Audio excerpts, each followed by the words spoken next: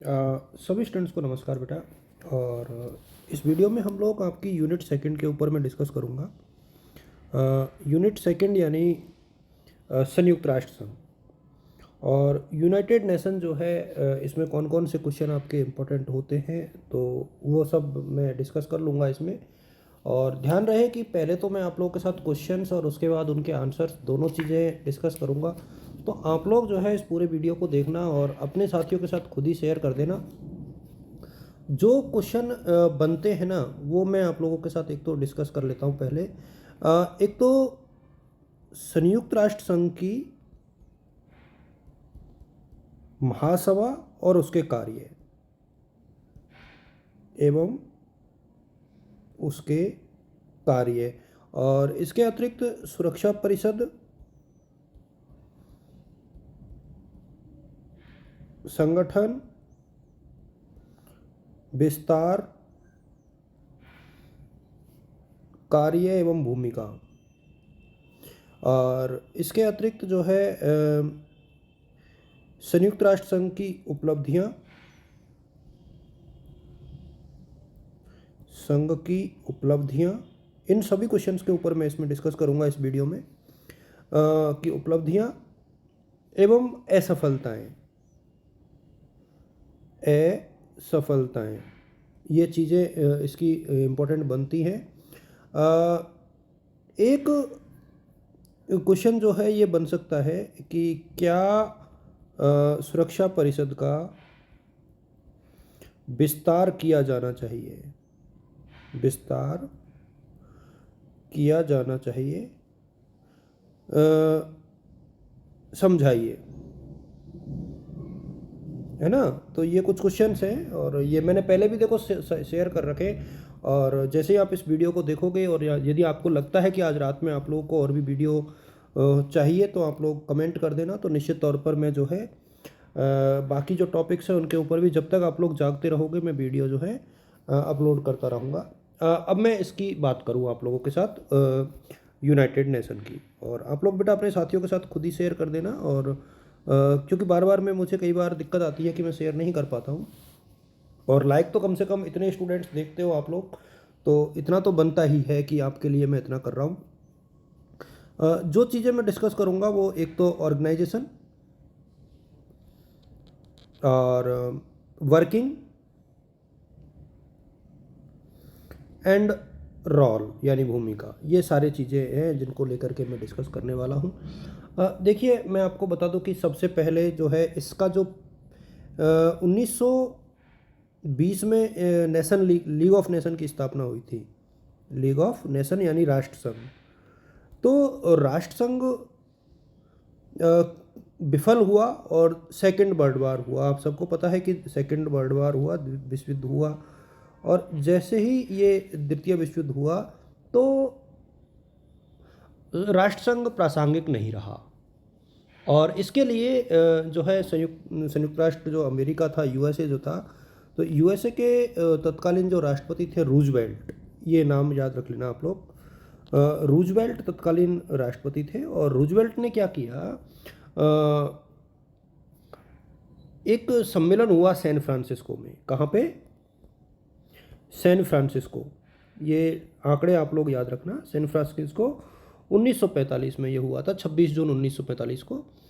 और एक चार्टर पर इन्होंने हस्ताक्षर किए और जिसमें 51 देश थे। कितने देश थे उस टाइम पर? 51। और वर्तमान में जो है 193। तो 51 तो इसके संस्थापक देश थे और भारत इसका जो है संस्थापक देश रहा है। इसलिए आप लोगों को ये ध्यान रखना चाहिए। और ये 24 अक्टूबर, ये भी डेट याद रखनी है आपको, 24 अक्टूबर 1945 को अस्तित्व में आया। तो संयुक्त राष्ट्र दिवस जो है हम लोग 24 अक्टूबर को ही मनाते हैं। और संयुक्त राष्ट्र संघ का जो मुख्यालय है वो न्यूयॉर्क में है, न्यूयॉर्क में है। तो अब ये देखिए, इतना जब आप लोग पढ़ लोगे तो आपको थोड़ा थोड़ा जो है इसके बारे में पता लग जाएगा कि संयुक्त राष्ट्र संघ है क्या। स्थापना हो गई और इसके बाद देखिए इसके कुछ उद्देश्य थे।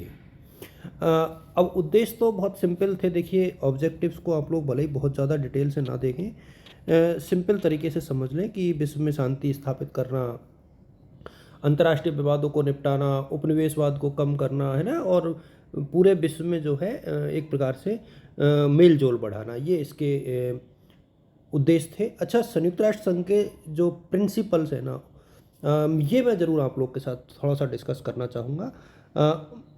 इससे पूर्व जब ऑब्जेक्टिव्स आप लोग भले ही ज़्यादा अपने मन से ही लिख सकते हो, संयुक्त राष्ट्र संघ चार्टर, ये जो आंकड़े हैं वो आप लोग याद रखना। संयुक्त राष्ट्र संघ का जो चार्टर है, या जो एक प्रकार से संविधान इसको बोल सकते हैं, इसमें 111 धाराएं हैं। तो 111 धाराएं भी कभी कभी एग्ज़ाम में पूछ ली जाती हैं। ये जो चीज़ें हैं वो मैं इसीलिए आप लोग के साथ साझा कर रहा हूँ कि आप लोग जो है ये याद रखना कि देखिए ये आपको याद रखना है कि धाराएं इतनी हैं। अच्छा, इसकी आधिकारिक भाषाएं कितनी हैं? आधिकारिक भाषाएं, अब ये जीके में भी बहुत बार पूछा जाता है। और आधिकारिक भाषाएं 6, कितनी? 6। कौन कौन सी है? इंग्लिश है यानी अंग्रेजी है, फ्रेंच है, और चीनी है यानी मंडारिन, रूसी भाषा है, और अरबी है, और स्पेनिश है। अरबी और स्पेनिश। और ध्यान रहे जो इसमें जो वर्किंग होते हैं, जो कार्य होते हैं ना, 6 आधिकारिक भाषाएं, लेकिन काम सिर्फ इंग्लिश और फ्रेंच में ही होता है। तो ये क्वेश्चन कई बार बहुत इंपॉर्टेंट जीके में बन जाता है कि इसका जो कार्य है इसका वो सिर्फ 2 भाषाओं में होता है, वो अंग्रेजी और फ्रेंच, लेकिन आधिकारिक भाषाएं 6 हैं। और इसके ध्वज को लेकर के भी कई बातें की जाती हैं कि किस प्रकार का इसका ध्वज है। तो जैतून की पत्तियां हैं और खुली हुई शाखाएं हैं, वो सब चीज़ें देखो, उसमें कोई दिक्कत नहीं है। तो अब ये यूएनओ का ऑर्गेनाइजेशन क्या है वो मैं थोड़ा सा आप लोग के साथ डिस्कस करूँगा कि ऑर्गेनाइजेशन क्या है इसका। और आधिकारिक भाषाएं जब आपको बताई दी गई है, जो लास्ट सदस्य बना था दक्षिणी सूडान, वो 193वां सदस्य था, 2011 में ये बना था। संयुक्त राष्ट्र संघ की जो सदस्यता है वो इसकी महासभा के द्वारा जो है पारित की जाती है एक प्रकार से। और संयुक्त राष्ट्र दिवस के बारे में आपको मैंने बता दिया है कि संयुक्त राष्ट्र संघ दिवस कब मनाया जाता है। अब इसके जो है अंग यानी अभिकरण जिसको बोलते हैं, संयुक्त राष्ट्र संघ के अभिकरण कौन कौन से हैं? तो ऑर्गन्स ऑफ द यूएनओ, तो ये क्वेश्चन एग्जाम में पूछा जाता है और अलग अलग भी कई बार पूछ लेते हैं। ऑर्गन्स ऑफ यूएनओ में देखिए यूनाइटेड नेशन को एक साथ ही निपटाऊंगा, और उसके बाद अगले वीडियो में इसका जो पोस्ट कोल्ड वार का जो एरा है उसको लेकर के थोड़ा सा डिस्कशन हम लोग कर सकते हैं, लेकिन वो कल करेंगे। आज हम लोग यूनाइटेड नेशन पढ़ेंगे, इसके बाद 3rd यूनिट से कुछ देखेंगे अगले वीडियो में। देखिए इसके जो प्रमुख ऑर्गेनाइजेशन है, मैं सबसे पहले तो मालूम चाहूँगा कि आप लोग इनको इस तरीके से लिखें। जनरल असेंबली यानी महासभा, महासभा। इसके बाद सुरक्षा परिषद यानी सिक्योरिटी काउंसिल। इसके बाद आर्थिक और सामाजिक परिषद, आर्थिक एवं सामाजिक परिषद, इकोसॉक बोलते हैं इसको। फिर न्यास परिषद यानी ट्रस्टीशिप काउंसिल, न्यास से परिषद। और फिर अंतर्राष्ट्रीय न्यायालय, इंटरनेशनल कोर्ट, और इनको अलग अलग भी मैं थोड़ा सा समझाऊंगा आपको। और इसके बाद है सेक्रेटरीट यानी सचिवालय, सचिवालय। देखिए ये इतनी चीज़ें हैं जिनके माध्यम से कि इसका संचालन होता है। एक खास बात इसकी ये है कि एक देश एक वोट का सिद्धांत इसमें लागू है। मैं एक एक करके ये सारे अभिकरणों के ऊपर डिस्कस करूँगा। देखिए जो क्वेश्चन एग्जाम में पूछे जाते हैं ना, वो 2 ही सेक्शंस के पूछे जाते हैं, एक तो महासभा का और या सुरक्षा परिषद का। तो 2 ऑर्गन्स अपने लिए ज़्यादा महत्वपूर्ण है, बाकी को लेकर के ज़्यादा डिस्कस हम लोग नहीं करेंगे, थोड़ा सा देख लेंगे। तो जनरल असेंबली क्या है? जनरल असेंबली, तो देखिए सबसे पहले हम लोग जनरल असेंबली की बात कर लेते हैं। और डेविड जो कुशमैन थे, इन्होंने इसको बहुत, देखो एक तो बहुत महत्वपूर्ण है ये, और डेविड कुशमैन जो है इसको केंद्रीय अंक मानता है। और जितने भी विद्वान हैं वो सबसे महत्वपूर्ण अंग इसको मानते हैं। खास तौर पे जनरल असेंबली को। मैं इसके ऊपर थोड़ा सा आपको इसका भी संगठन समझा देता हूँ कि इसका संगठन क्या है। देखिए, इसमें एक देश एक वोट का सिद्धांत होता है। पहली बात तो एक देश एक वोट का सिद्धांत, और सारे सदस्य देश जो है इसके मेंबर होते हैं। और वर्तमान में जो है 193 देश हैं, तो पूरे के पूरे इसके मेंबर हैं। मतदान प्रक्रिया मैंने बताई दी है। चार्टर इसका जो है वो बहुत महत्वपूर्ण होता है। अच्छा, इसके जो कार्य है ना वो बहुत विस्तृत है। मतलब यदि आप बात करोगे तो महासभा के जो कार्य है ना वो बहुत बहुत ज़्यादा विस्तृत है।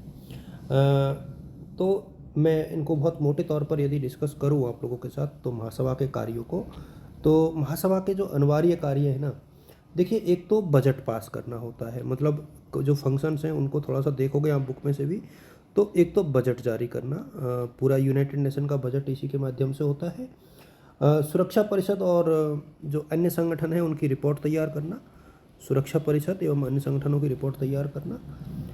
न्याय परिषद का न्यास जो परिषद होती है उस पर निरीक्षण परिषद का निरीक्षण या निगरानी करना, ये भी इसी का कार्य होता है। और आर्थिक सामाजिक क्षेत्र में जो है, आर्थिक सामाजिक और सांस्कृतिक क्षेत्र में थोड़ा सा कोऑर्डिनेशन स्थापित करना, और व्यक्तिगत स्वतंत्रता का एक प्रकार से पालन करना, ये कुछ चीज़ें हैं। और देखिए, संयुक्त राष्ट्र संघ सभा का जो है महासभा का अधिवेशन जो है हर 6 महीने में होता है अमूमन। इसको आप लोग ध्यान रखना।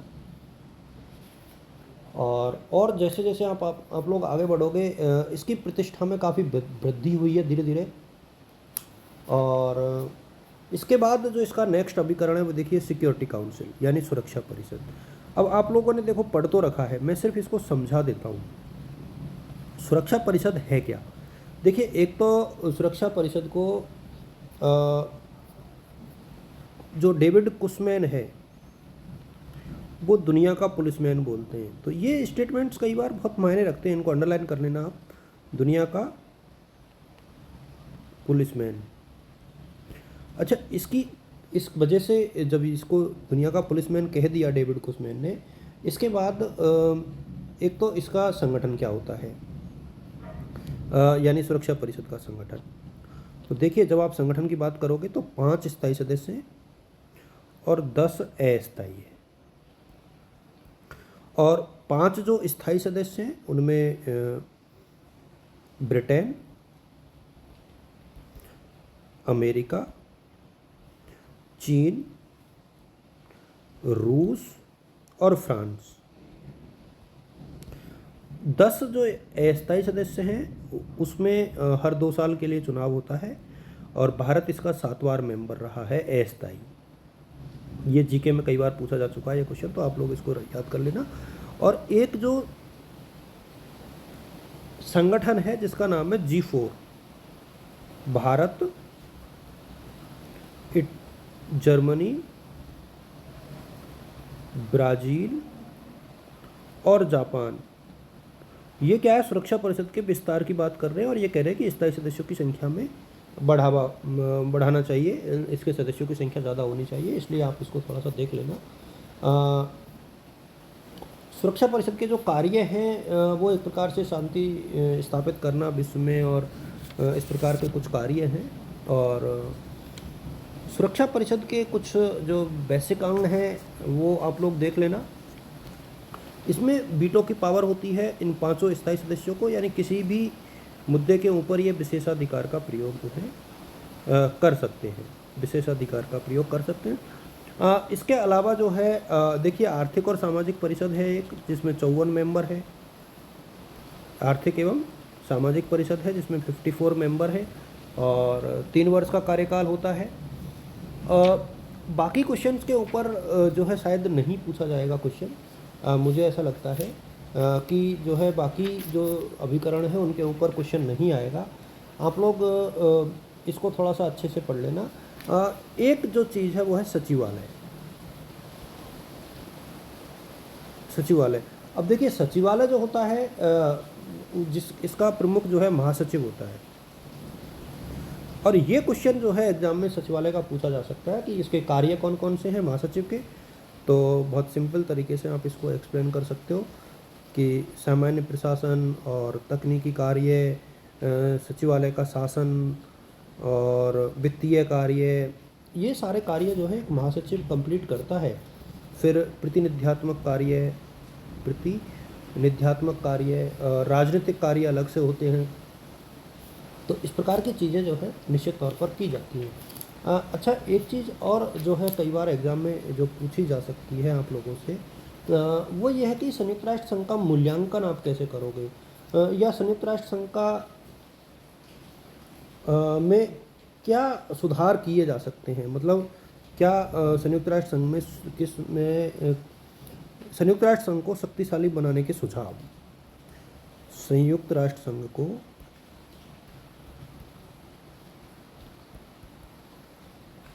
को शक्तिशाली बनाने के सुझाव, ये क्वेश्चन भी मेरे सामने काफ़ी महत्वपूर्ण है और आ सकता है एग्ज़ाम में, अलग से भी आ सकता है। देखो, एक तो इसमें इसकी जो मेंबर है वो सभी देशों को होना चाहिए, तो विश्वव्यापी सदस्यता होनी ही चाहिए, मतलब क्योंकि सारे देशों को इसमें शामिल होना चाहिए। वीटो के अधिकार में संशोधन, क्योंकि सिर्फ 5 ही देशों को है और ये मेरे सामने इससे काम अटकते हैं, इसको एक दूसरे के खिलाफ जो है प्रयोग में लाया जाता है। आर्थिक और सामाजिक परिषद में सुधार, आर्थिक एवं सामाजिक परिषद में सुधार, और महासभा की स्थिति में सुधार, यानी सभी उपकरणों की स्थिति में सुधार करना है। महासभा की स्थिति में सुधार, आय के स्रोत बढ़ाना, क्योंकि अमेरिका पर निर्भर है तो इसकी आवश्यकता निश्चित तौर पर होती ही होती है।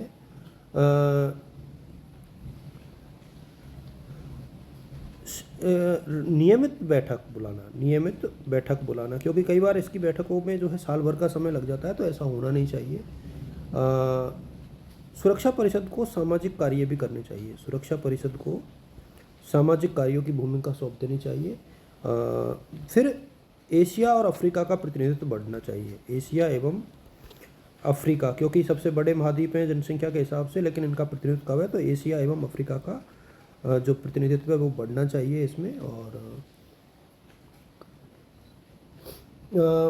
एक चीज़ और है, अंतर्राष्ट्रीय न्यायालय का क्षेत्राधिकार बढ़ना चाहिए, क्योंकि कई देश जो है मानते नहीं है। हाल ही में रूस वाले मामले में आप लोग देख लो कि यूक्रेन वाले विवाद में बार बार चेतावनी देने के बावजूद जो है कोई फ़र्क पड़ा नहीं है। और इसके अलावा इसमें जो है सभी राष्ट्रों को अपना मत रखने का अधिकार होना चाहिए, और लोकतांत्रिक बनाया जाना चाहिए इसको, क्योंकि अमेरिका, रूस और इनकी दादागिरी चलती है तो वो नहीं होना चाहिए। तो ये कुछ चीज़ें हैं मेरे सामने, ये यदि इसमें लागू हो जाते हैं तो काफ़ी इम्पोर्टेंट रहेगा, और इसकी सफलता और उपलब्धियों को आप लोग अपनी किताब से थोड़ा बहुत देख लेना। और इसके बाद जो है मैं आप लोगों के साथ जो अगली यूनिट है उसको बाद में डिस्कस करूँगा 10 बजे बाद। तब तक आप लोग इसको अच्छे से पढ़ें, और उम्मीद करता हूँ कि ये वीडियो भी आप लोगों के लिए काफ़ी यूज़फुल रहेगा। Thank you so much.